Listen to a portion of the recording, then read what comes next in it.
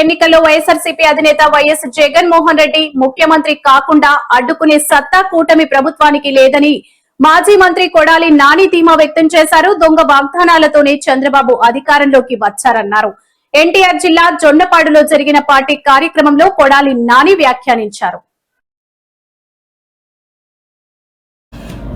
ఈ సందర్భంగా మాట్లాడుతూ వైఎస్ఆర్సీపీ అధినేత మాజీ సీఎం వైఎస్ జగన్మోహన్ రెడ్డి ఇచ్చిన మాట తప్పరని ప్రజలకి తెలుసు. వైఎస్ఆర్సీపీ ప్రభుత్వం వస్తేనే పేదలకు న్యాయం జరుగుతుంది. సూపర్ 6 హామీ అంటూ సీఎం చంద్రబాబు ప్రజలను మోసం చేశారు. వైఎస్ జగన్ అన్ని హామీలను అమలు చేశారని వైఎస్ఆర్సీపీ కార్యకర్తలు కోలలెగరేసుకుని చెప్తారు. 2029లో వైఎస్ జగన్ ను ప్రజలు గెలిపిస్తారు. వైఎస్ జగన్ వదులుకున్నామని రాష్ట్ర ప్రజలు బాధపడుతున్నారు. వైఎస్ జగన్ ఉంటేనే తమకు మంచి జరుగుతోందని పేదలు భావిస్తున్నారు. కావాలనే వైఎస్ జగన్ పై నిందలు మోపుతున్నారు. తండ్రి చనిపోతే తండ్రి ఆస్తులు వాటాలిచ్చేవారని చూశాం. తన సొంత ఆస్తులు కూడా వాటాలిచ్చిన వ్యక్తి వైఎస్ జగన్. వైఎస్ జగన్ పై దారుణంగా మాట్లాడుతున్నారని, వైఎస్ జగన్ ఎప్పుడు చెల్లెల గురించి తప్పుగా మాట్లాడలేదు.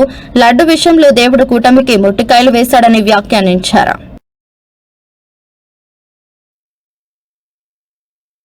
జగన్మోహన్ రెడ్డి గారిని తట్టుకోవాలంటే జగన్మోహన్ రెడ్డి గారి ఇంట్లో ఉన్నటువంటి చెల్లెల్నే తీసుకొచ్చి రోడ్డు ఎక్కించి జగన్మోహన్ రెడ్డి గారి మీద నిందలు మోపేటువంటి కార్యక్రమం ఈ రాష్ట్రంలో ఉన్నటువంటి ప్రజలందరూ కూడా ఆలోచించాల్సినటువంటి అవసరం ఉంది.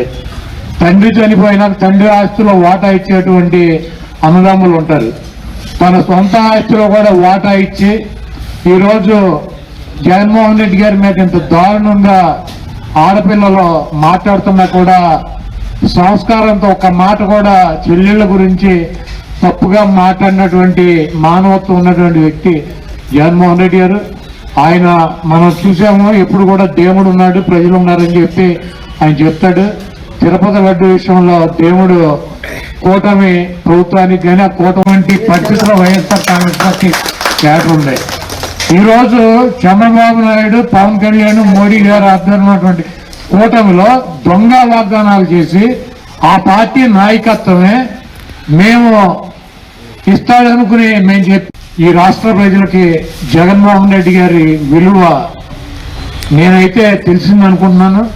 ఎన్నికల్లో జగన్మోహన్ రెడ్డి గారు ఇచ్చినటువంటి నవరత్నాల హామీలు కానీ ఆయన అమలుపరిచినటువంటి కార్యక్రమాన్ని 2024 ఎన్నికల్లో ఈ రాష్ట్ర ప్రజలు గుర్తించకపోయినా 2029 ఎన్నికలు వచ్చేటప్పటికి జగన్మోహన్ రెడ్డి అనేటువంటి వ్యక్తి ఇచ్చినటువంటి మాట తప్పడన్నటువంటి